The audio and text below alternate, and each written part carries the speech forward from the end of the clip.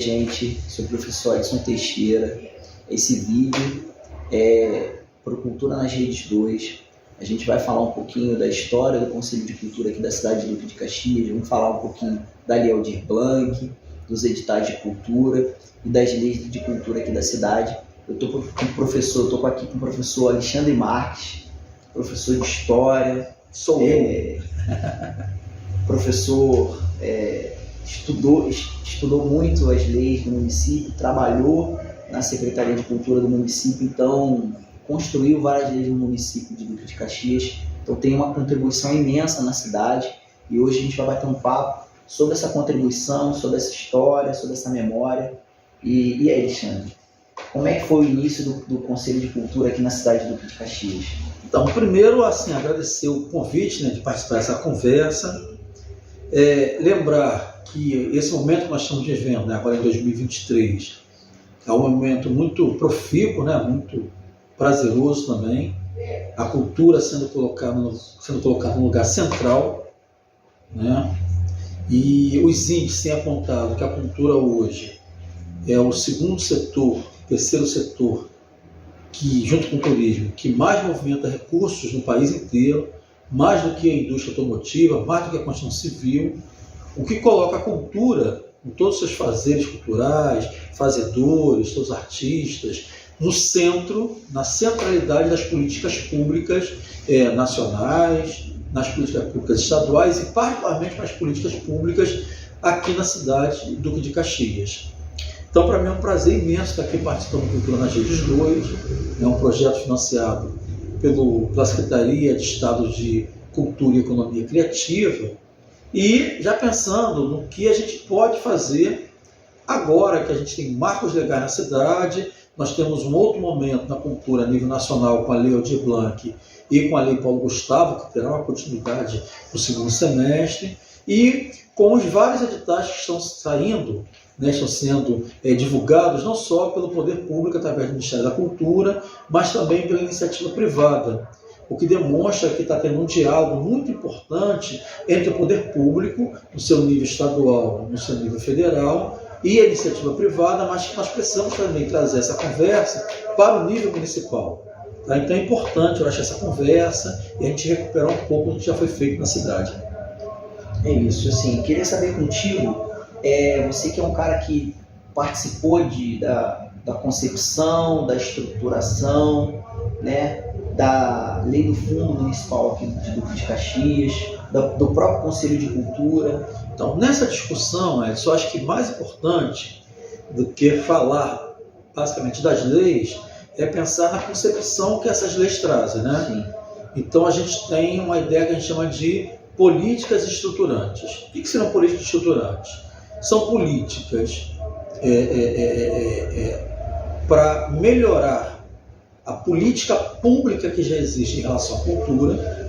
A gente já tem alguns marcos legais que foram criados e a gente precisa criar novos marcos para que o poder público cumpra o seu papel e obedeça o artigo 5º da Constituição, que é a garantia de cultura para as pessoas. O Estado ele não faz cultura, mas ele tem que garantir que essa cultura ela se realize, as suas mais variadas concepções. No caso da cidade de Duque de Caxias, nós temos dois momentos importantes que eu considero em relação aos marcos legais e essas políticas estruturantes. A primeira é nos anos 70, quando dentro de uma política ainda voltada para a ditadura militar, o Conselho Nacional de Cultura, que era comandado pelo Gilberto Freire, uma concepção de cultura como um espaço do Conselho de Cultura como um espaço consultivo. Então, várias cidades criaram seus conselhos de cultura, mas eles não tinham poder nenhum. Eles eram consultivos, eles eram escolhidos pelo prefeito, ou pelo governo do estado, ou pelo governo federal. Somente depois da Constituição de 88, e particularmente somente nos anos 2000, com o governo Lula, é que se muda essa concepção de conselho de cultura. Os conselhos de cultura passam a ser deliberativos. Eles não são gestores, eles não são ordenadores de despesa, mas eles contribuem com o poder público, orientando o poder público onde deve ser aplicado o dinheiro, os recursos da cultura, e fiscalizam as ações do poder público em relação a essas culturas. Então, Caxias aí é fundamental. Caxias foi a primeira cidade da Baixada Fluminense a ter um conselho de cultura, em 1990, uma Secretaria de Cultura, né? Então, a primeira Secretaria de Cultura criada na Baixada Fluminense foi em Duque de Caxias, em 1992, e de lá para cá se construiu uma série de políticas públicas, através da legislação, que garanta hoje o que a gente está fazendo. Uma outra coisa também importante foi a Lei Orgânica Municipal, né? Então, a Lei Orgânica Municipal, ela cria atribuições, determina atribuições, não só para o poder público, para a Secretaria de Cultura, mas também para o Conselho. Então, desde 92, né, a cidade tem atuado na criação de leis, né, os marcos legais que nós costumamos chamar. Mas somente depois de 2003, né, que essas leis passam a ser impositivas, ou seja, o governo tem que cumprir essas leis. E em relação ao Conselho, em relação aos marcos legais, é fundamental a gente ter essa concepção de que nós temos que ter um Conselho Municipal de Cultura de caráter deliberativo, nós temos que ter Fundo Municipal de Cultura, isso é importantíssimo para as cidades, nós temos que ter um Sistema Municipal de Cultura e nós temos que ter um Plano Municipal de Cultura. Caxias, de 2003 a 2016, construiu esse plano, né? Essas 4 pernas de uma política estruturante na cidade.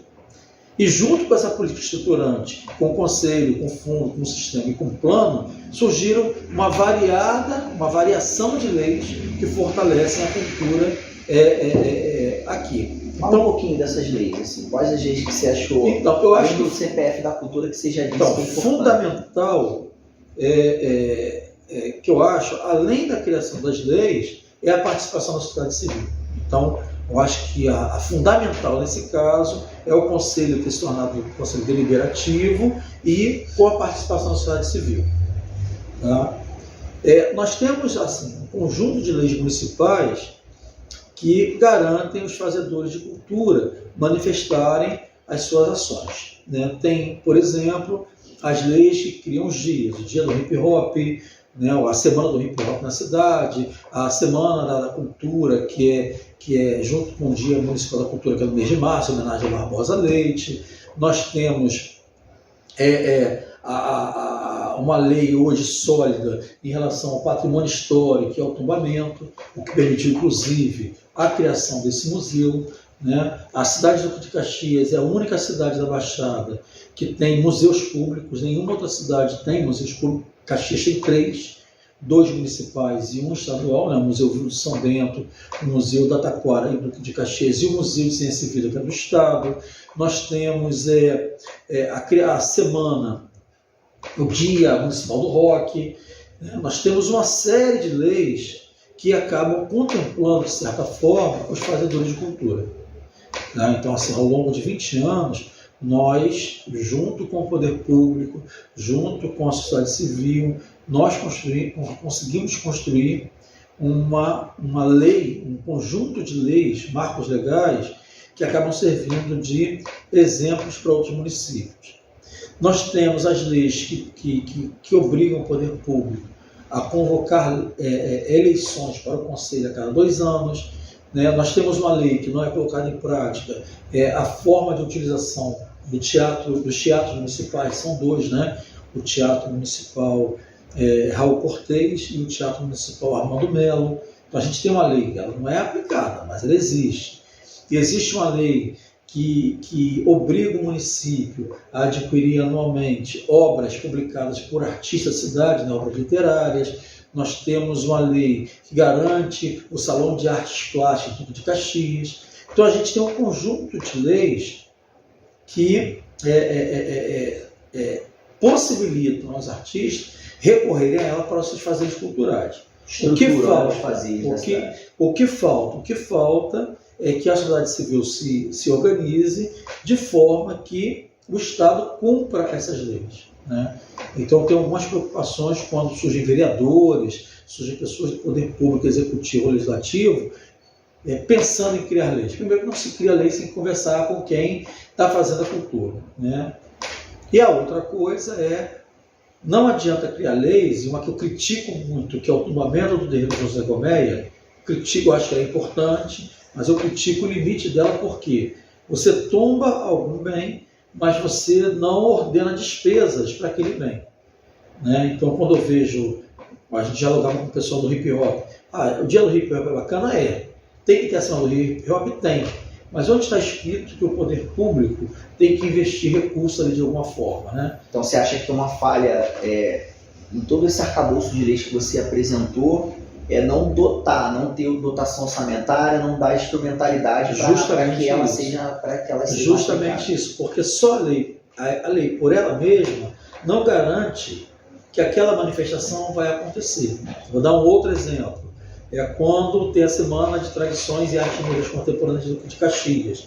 Então o movimento negro todo, né, não só o movimento negro, mas a sociedade civil toda, se organiza para realizar essa semana. Tem festividades, tem palestra, tem lavagem de zumbi, tem uma série de ações. Mas no orçamento não tem nenhuma rubrica específica para que essa manifestação aconteça. Né? Que é um problema para a gente ver aqui no Museu de São Bento. Quando foi criado o Museu de São Bento, todo o território, né, alguns lugares desse território, ele foi tombado pelo poder municipal. Sim. Né? E a gente não encontra na legislação recursos para que esses bens sejam ou mantidos ou restaurados. Sim. Então, eu ainda continuo falando, já falo isso há muito tempo, numa política estruturante, essa verba ela tinha que ser prevista. Né? E hoje o nosso ponto, talvez que assim, mais intenso, seja o Zé Gomeia. Sim. Né? Tem um projeto para aquele espaço de criação do centro cultural, mas não tem previsão de recurso. Então, sem recurso, aquilo lá provavelmente não vai acontecer. Pode ser que sim, né? Mas eu acho um pouco complicado. Vamos falar um pouquinho agora, Alexandre, de uma lei que foi a primeira lei de fomento, primeiro edital de fomento na cidade, que foi no momento da pandemia, né? E todos os fazedores de cultura tiveram, né, todas as atividades econômicas pararam, né? E a cultura foi uma das primeiras que parou porque mobiliza as pessoas, né? Cria ajuntamento, aglomerações, e foi indicado não fazer. Eu queria falar da Lei Paulo Ramos. Fala um pouquinho do Paulo Ramos, fala um pouquinho da Lei Paulo Ramos, o que você achou dessa lei? Então, a gente tem um momento muito complicado que foi o ano de 2020, né? O ano de 2020 nos deu algumas lições, tanto no campo da cultura, né, quanto no campo da política partidária, da disputa de poder. Né? Ela desvendou uma série de pessoas que a gente não imaginava em qual campo político essas pessoas estariam. Então, se tem alguma coisa positiva no campo político desse momento, desse governo que passou, foi desvendar as pessoas que se diziam militantes de causas sociais e caíram máscara. São pessoas que definitivamente eu não quero conviver. Né? Porque são pessoas que não estavam em campos políticos opostos a nós. São pessoas que defendiam o nosso fim. Né? Então essas pessoas não têm convívio com elas. Tá? A outra é o setor da cultura especificamente. Tá? Eu acho que também teve algum benefício esse momento. Por quê? Porque as pessoas que viviam da cultura, principalmente as pessoas mais humildes, que não se sentiam fazedores de cultura, quando veio a pandemia e veio, né, o lockdown, elas viram como é que elas iam sobreviver. Aí elas se descobrem como fazedores de cultura e como pessoas que vivem daquilo que faziam. Então, tem esse outro lado positivo. O outro lado, que também é uma questão política, estrutural, né, a nível nacional, que reverberou no município, foi o papel do Estado em relação à manutenção desses fazedores de cultura. Tá?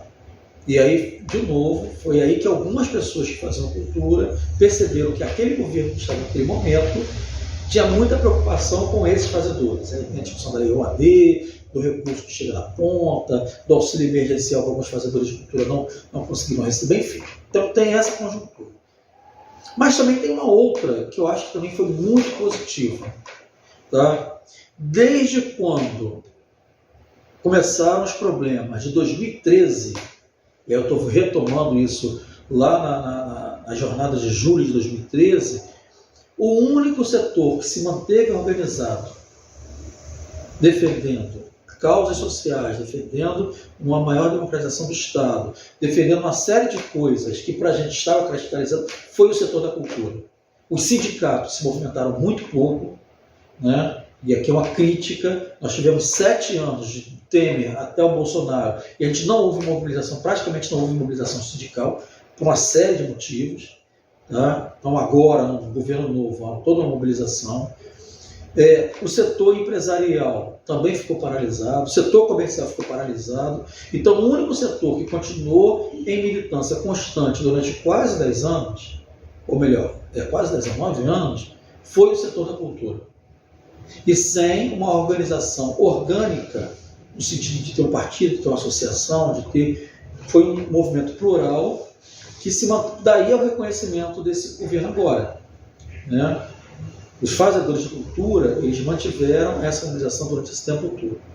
E isso acabou repercutindo na Lei Aldir Blanc, né? Há de ressaltar que a Lei Aldir Blanc é uma conquista dos deputados progressistas, dos deputados principalmente de esquerda. Não tem grupos de direita que hoje se apresentam que defendiam a Lei Aldir Blanc, né? Porque eles achavam, primeiro, que não tem esse dinheiro que era da cultura, não tinha que chegar na ponta, é uma discussão antiga.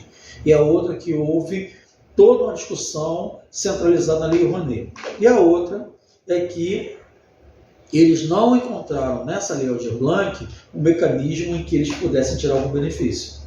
Então, eu acho que fundamental mesmo foi a participação da deputada federal Jandira Fegali, a participação da Benedita da Silva, de outros deputados, mas principalmente o campo de esquerda. O grupo da direita acabou votando porque naquele momento, moralmente, não tinha como se recusar.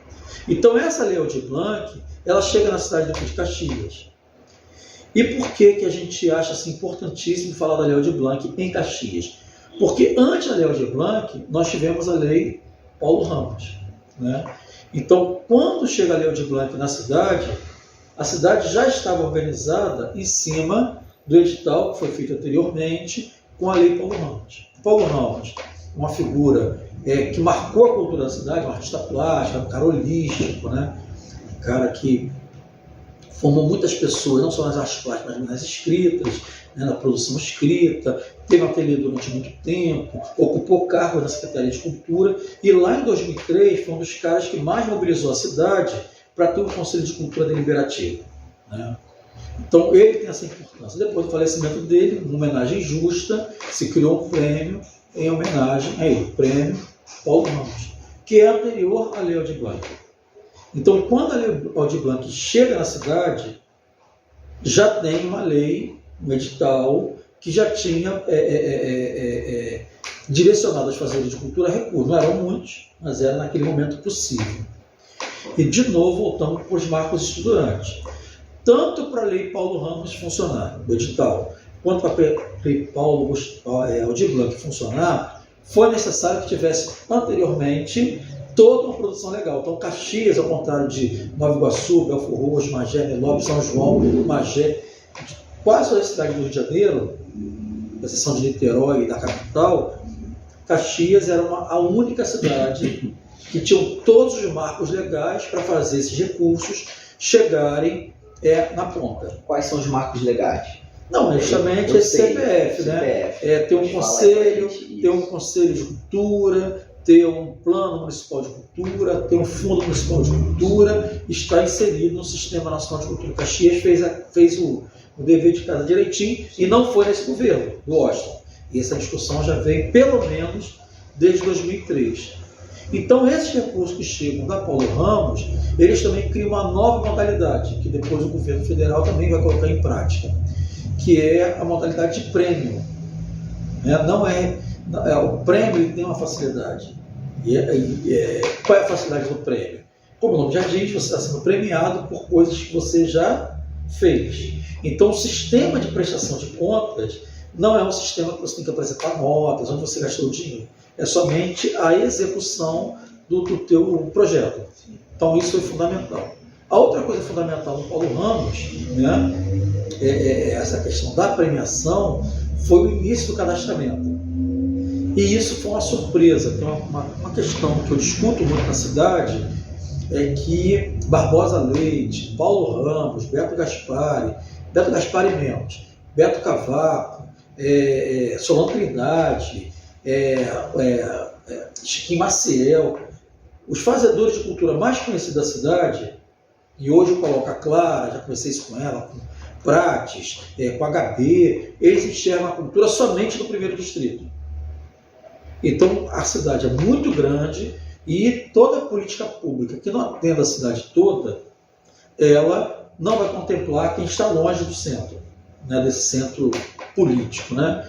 Então eu defendo, né, desde quando começaram essas políticas estruturantes, que a cidade ela olhe, né, com maior cuidado não só os aparelhos de cultura públicos, né, mas também como é que esses recursos públicos são pulverizados na cidade. Descentralização. Então o mapa cultural que foi feito com Paulo Ramos, depois com Aldir Blanc e agora com a Paulo Gustavo, está demonstrando que essa cidade é muito mais rica do que somente aquilo que acontece no primeiro distrito. Tem uma discussão que eu acho que é fundamental nós colocarmos, principalmente ano que vem, que é um período eleitoral, tá? Porque esse momento a disputa é pela verba pública, como é que ela vai ser distribuída, os editais. Mas tem uma questão que é fundamental, que eu acho que é a educação. Né? Eu sou da educação, sou professor da rede pública. Ela deixou um pouco de lado, os movimentos sociais da cidade deixaram um pouco de lado, e que a cultura tem que ficar atenta para isso. Já está acontecendo isso. A nossa lei orgânica municipal, ela prevê recursos a ser aplicado na educação, recursos municipais, a ser aplicado na educação, a ser aplicado na saúde, a ser aplicado na cultura. Tem lá, né, a responsabilidade da prefeitura com os recursos e como é que esse recurso tem que ser distribuído de acordo com as secretarias. Então, a lei Paulo Ramos, a lei Aldir Blanc e a lei Paulo Gustavo encobriu uma discussão que a cidade tem que retomar. Qual é a discussão? E o Ministério vai colocar isso agora em pauta.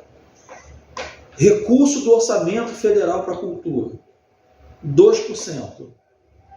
Recurso do orçamento estadual para a cultura, 1%. Recurso do orçamento municipal para a cultura, 1%. Então eu vi o orçamento da prefeitura para o ano de 2023, o orçamento é em torno de 3 bilhões e 800 mil. Não, bi. Então, bi e depois milhões, né? Não. A cidade, ela arrecada por ano, né, 3 bilhões e 800 milhões de reais. Se nós trabalharmos com a lógica de 1% desse valor para ser aplicado na cultura, sim, a gente não vai precisar, claro que sempre precisa, mas a gente não vai precisar ficar discutindo, como estamos fazendo, a lei Aldir Blanc e a lei Paulo Gustavo. Porque nós teremos um recurso municipal a ser aplicado no setor que é fundamental, que é o setor da cultura. Sim. Que emprega, e os fazedores da cultura esqueceram dessa discussão. Hoje nós não pressionamos mais a secretaria para que ela aplique o seu orçamento no campo da cultura. A gente não tem essa discussão. A gente não tem essa discussão nem com o poder público, com o executivo, né, com a secretaria e com o prefeito, e a gente não tem essa discussão com a Câmara de Vereadores, principalmente com a Comissão de Cultura. Ou seja, quando se discute o orçamento, tem que se reservar recursos para a área da cultura. Quando o André de Oliveira foi secretário de Cultura, e era o último ano do governo do Alexandre Cardoso, nós colocamos todo o orçamento, a previsão era essa, todo o orçamento da Secretaria de Cultura, todo o orçamento da Secretaria de Cultura no Fundo Municipal de Cultura. Todo. O orçamento que o ex-prefeito Alexandre Cardoso deixou no último ano do seu governo, da cultura foi feito por nós, eu, André Beto, mais algumas pessoas, nós destinávamos todos os recursos, que era em torno de 0,26% do orçamento. Todo seria destinado para o fundo, e esse fundo sendo administrado pelo gestor da pasta e sendo administrado pelo Conselho de forma paritária. Uma outra questão que a cidade não está discutindo, que é um outro marco legal que indica para onde a prefeitura tem que caminhar, a gente não vai discutir isso agora, que a ansiedade pela Lei Paulo Gustavo, pela Lei Paulo Ramos é muito grande, é o Plano Municipal de Cultura. O que seria o certo? A Secretaria de Cultura não podia fazer nada que não estivesse no plano. Sim. Mas os fazedores de cultura e o próprio Conselho não discutem o plano. Sim, o plano já está em prática há quase 20 anos. Isso. E ele não é discutido. Não tem medidores sociais. Fala um pouco da lei do plano. Não tem medidores sociais para ver o que no plano foi aplicado ou não. Bem, nós temos sobre o plano, né? Na verdade a gente tem um conselho. Isso. Esse conselho, ele realiza eleições a cada 2 anos. Então, a cada 2 anos o conselho é renovado. Sim. Né? O conselheiro só pode ter mandato prorrogado por mais de 2 anos. Né? Então, alguns conselheiros já estão há 4, vão sair agora nessa próxima conferência. E o conselho é sempre paritário, né? São 11 cadeiras do poder público, 11 cadeiras da sociedade civil eleitas em uma conferência. Nós temos o Sistema Municipal de Cultura.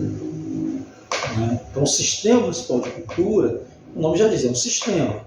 É fazer com que os vários aparelhos públicos da prefeitura, né? Não são muitos, mas existem.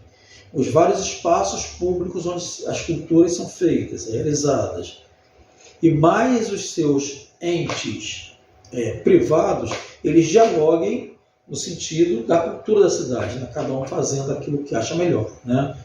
Então o sistema ele tenta organizar isso. Como existe o Sistema Nacional de Museus, o Sistema Estadual de Museus, o sistema ligado aos pontos de cultura, tinha que ter um sistema em que interconectasse essas instituições que atuam no campo da cultura e criasse uma sinergia para que a cultura ocorra, né? Eu dou um exemplo, por exemplo, ali da região da Praça Mauá. Ali tem um plano de cultura para aquela região onde os vários atores públicos e privados dialogam. Quando é que vai ter um grande evento, quando é que vai ter uma grande exposição, os restaurantes se movimentam, os artistas são contratados para fazer apresentações públicas, enfim. Ali funciona. Então a ideia do sistema seria essa, que também na cidade está no papel e não foi colocado em prática. A outra perna é o Fundo Municipal de Cultura, que eu acho que é fundamental. Tá? O que é o Fundo Municipal de Cultura? Uma parte dos recursos do teatro e uma parte das taxas dos outdoors da cidade, uma parte desses recursos deveriam para um fundo. E esse fundo é incentivar, né, fomentar as atividades culturais da cidade. Então a gente não tem controle sobre o quanto o teatro arrecada e a gente não tem controle sobre o que é pago sobre a utilização de outdoor da cidade. A outra coisa que o fundo pode receber recursos são as emendas parlamentares, que eu acho que é um outro erro de estratégia do movimento cultural da cidade. A gente briga com Brasília, briga com o governo do estado, mas a gente não tem a capacidade de pilhar os deputados federais e estaduais que tem na cidade. O Conselho de Cultura nunca convocou o deputado federal Áureo para uma discussão. Nunca. Aí ele bota verba lá em Cabo Frio, em Friburgo, não sei o quê, aqui na cidade, no campo da cultura, ele coloca. Nós temos o deputado federal Rosenberg Reis. Mesma coisa. Manda até dinheiro para a China, mas aplicar na cultura da cidade, não. E nós temos agora o deputado federal Marcos Tavares, que também não coloca recurso. Aí eu fico perguntando, eles não colocam porque realmente é má vontade com a cultura, ou porque a cultura nunca organizou uma comissão, como é feito com algumas pessoas da cidade que vão procurar deputados do Rio, tem coragem de bater na porta dos deputados do Rio, mas não batem na porta dos deputados da própria cidade. Aí vão atrás de Tarcísio, da Thalíria, vão atrás de Lindbergh, mas da cidade não procuram. Aí também eu vejo que é uma questão política, ou seja, coloca a política partidária acima dos interesses da cultura como um todo. Eu acho que isso tem que ser resolvido pelo Conselho e pelos fazedores da cultura. Mesmo que o cara diga não, mas ele tem que ser incomodado. Quando teve a lei Aldir Blanc, a votação, não se criou uma comissão para procurar esses deputados. Mas foram para o Rio procurar os deputados do Rio. Entendeu? Então, essa é uma coisa, a questão do fundo. E o fundo daria uma autonomia maior para os fazedores de cultura. E no sentido do plano, o que é um plano? E lá no Rio, por exemplo, está discutindo o plano diretor da cidade. São Paulo está discutindo o plano diretor da cidade. A cada 10 anos, todas as cidades, eu não estou falando da cultura, estou falando das cidades. A cada 10 anos, as cidades, elas discutem, toda a cidade tem um conselho da cidade, ela discute com a sociedade civil, né, com os empresários, com os conselheiros, né, com os vários setores que compõem a sociedade, como a cidade vai se planejar para os próximos 10 anos. E isso é sério, porque a cidade só recebe investimentos se estiver apontado no plano diretor o que ela vai fazer no próximo 10 anos, né? E o recurso vem para aquelas ações pensadas. Então, quando eu critico o Washington, o Zito, o Alexandre, que fizeram isso, aquilo, outro, estava previsto no plano. E isso também acontece com o plano de cultura, né? Nós já estamos na segunda edição do plano de cultura, que aponta para onde a cidade deve caminhar no sentido da cultura. Então, como é que é feito esse plano? Tem as conferências municipais de cultura, tem os grupos de trabalho relacionados às cadeiras, então, tem a cadeira de patrimônio, a cadeira de artes visuais, a cadeira de artes plásticas, né? A cadeira de cultura popular. E as pessoas que são desses segmentos, junto com os representantes do poder público, elas falam o que é importante a Secretaria de Cultura fazer, o poder público fazer nos próximos 10 anos. Só que é um momento que passa. As pessoas esquecem daquilo. Então, no plano de cultura, está lá o que a cidade deve fazer nos próximos 10 anos no patrimônio. O que deve fazer no campo tal. Os próprios fazedores de cultura não acompanham isso. Então não tem mensuração, não tem um observatório, apesar de algumas pessoas que tem um observatório, a gente nunca viu estar nesses observatórios, né? Tem reuniões o tempo inteiro, essa talvez seja, sei lá quantas vezes, Marluce, eu, Augusto, que falamos sobre isso, né? A mesma coisa.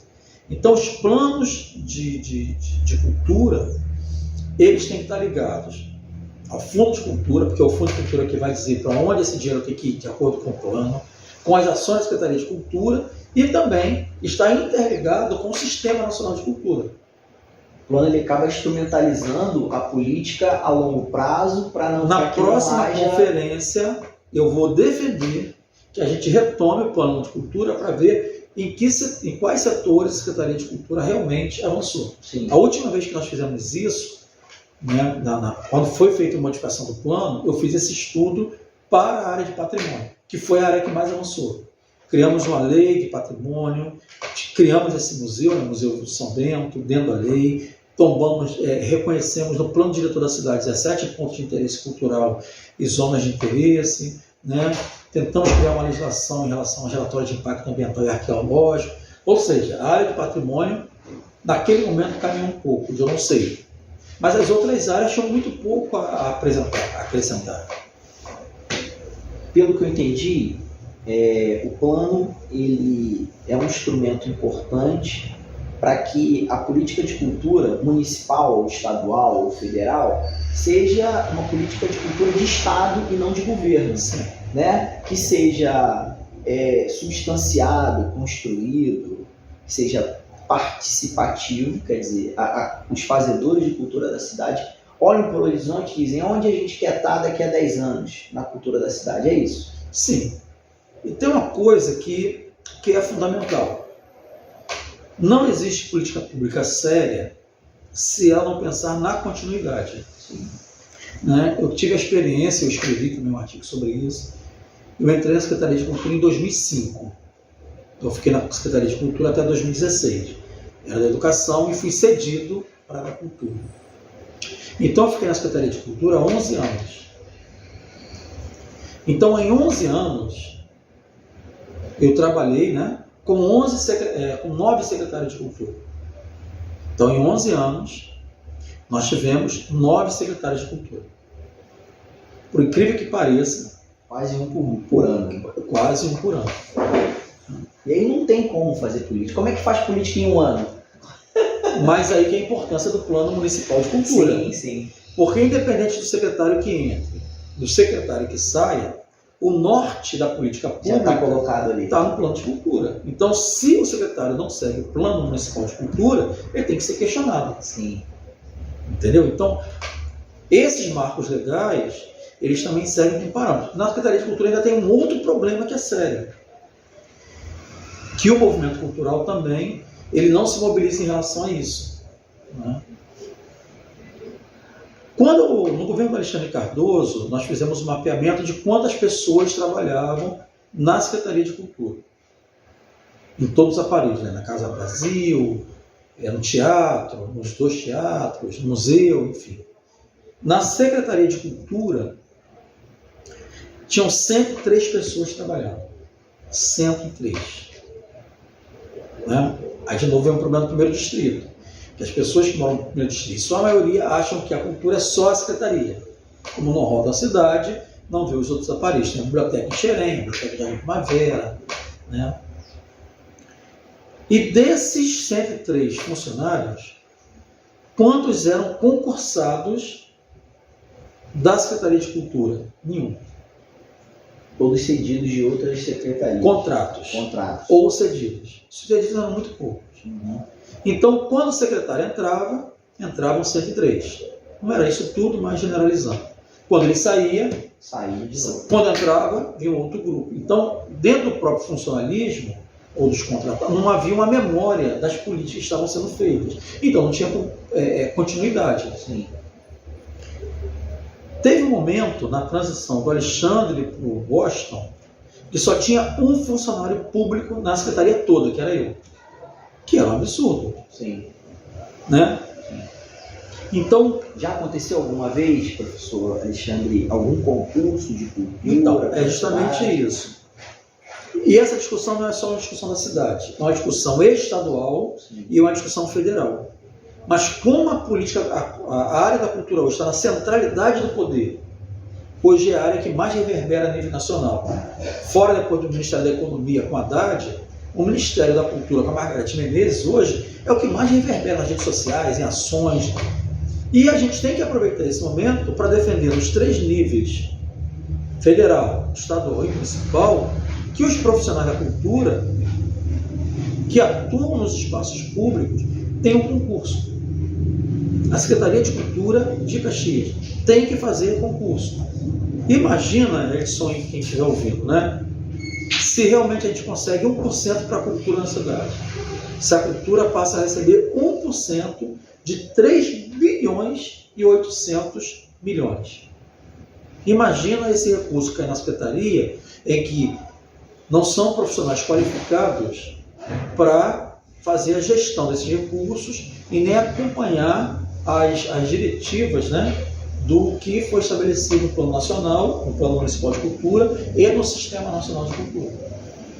Então, a gente tem que fazer essa discussão na cidade e eu proponho que já seja no próximo ano. Porque o próximo ano a gente vai ter uma conjugação de eleições para vereadores e uma conjugação também, uma eleição de vereadores e uma eleição para prefeito. Sim. Né? E esse prefeito ele vai ter que, os variados candidatos vão ter que discutir com esse setor, né? Que mobiliza, que trabalha, que gera renda, que gera recursos, gera circulação de bens simbólicos pela cidade, enfim. Eu acho que... Fala um pouquinho agora, professor, para a gente encaminhar para o final, a questão dos editais públicos. Qual a importância deles? O que avançou? Lá no início, né, só tem toda uma história voltada na cultura, o que mudou, se mudou para melhor ou mudou para pior, quero entender isso. Eu tenho uma visão, mas eu queria muito que então, você pudesse falar sobre isso. Eu acho que no campo da cultura, desde quando o Lula assumiu em 2003, se democratizou o acesso ao recurso. Não era muito.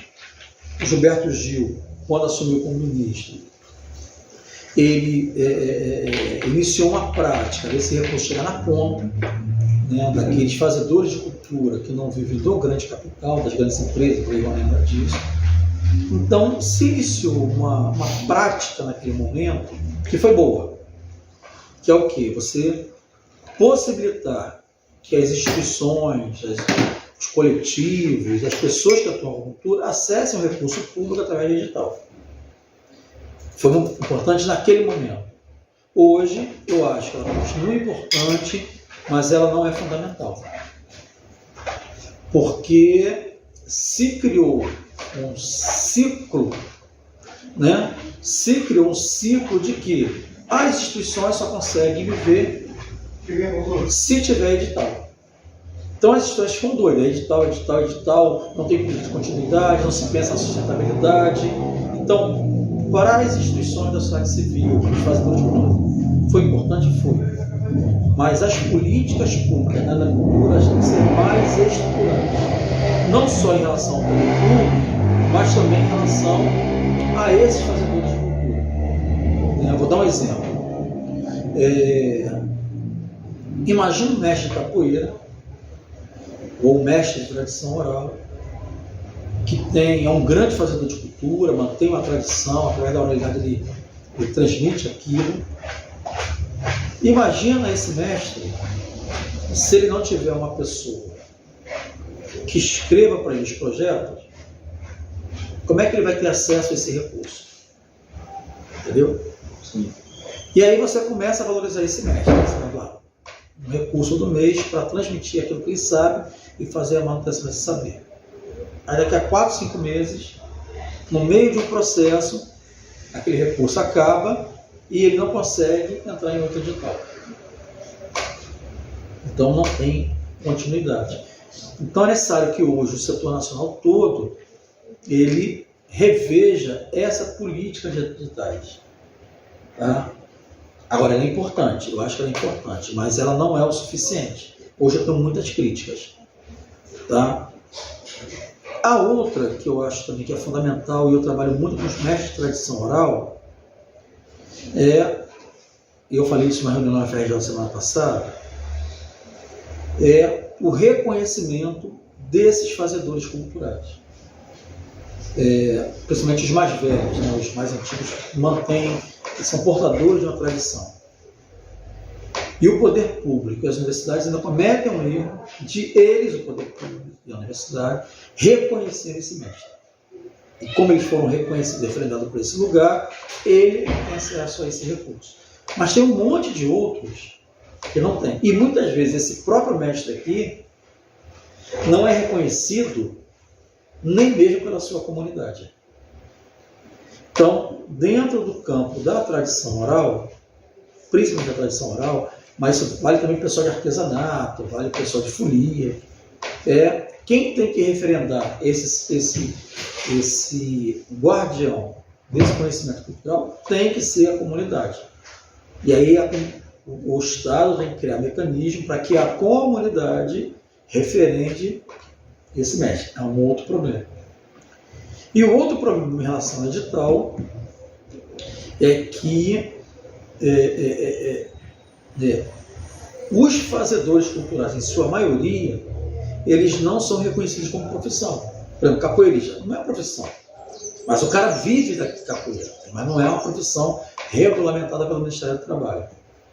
Né? Um zelador, um babalorixá, um iorixá, não é uma profissão, mas ele vive daquilo, para aquilo e daquilo. É a razão de viver. E está no campo da cultura. Então, quando vem o edital, muitas vezes não se consegue pagar a essas pessoas, destinar recursos para essas pessoas, porque não consegue fazer uma comprovação da atividade que ele faz. Aí facilita quem tem registro de teatro, quem é professor de educação física recebendo como mestre de capoeira, que pratica capoeira. Então, tem que haver uma flexibilização dentro do Estado para que esses fazedores de cultura eles sejam reconhecidos e que possam receber dinheiro diretamente. Aí exige CPF do cara, exige MEI, tem que encontrar um outro mecanismo, entendeu? E hoje eu defendo isso. E a discussão continua na FRJ, eu falei isso. Eu acho que o campo não tem que ser no campo do Ministério do Trabalho. A discussão tem que ser no Ministério da Cultura. né? Porque ele pode ser reconhecido como profissional e não necessariamente está ali vinculado ao Ministério do Trabalho. Em outros países isso já acontece. Sim, sim. Entendeu? Mas acho que Estamos encerrando aqui o nosso bate-papo, muito produtivo, falando das leis do município, falando da criação do Conselho de Cultura, falando da criação do CPF da Cultura, né, aqui na cidade de Duque de Caxias, falando de Lei Paulo Ramos, de Lei Aldir Blanc I. Então, foi muito bom, professor Alexandre, muito obrigado. E com certeza vai ter próximas aí. E Cultura nas Redes 2, projeto da Secretaria de Estado de Cultura e Economia Criativa do Estado do Rio de Janeiro. Tá? Muito obrigado e até a próxima, pessoal. Valeu. valeu, um abraço, tchau.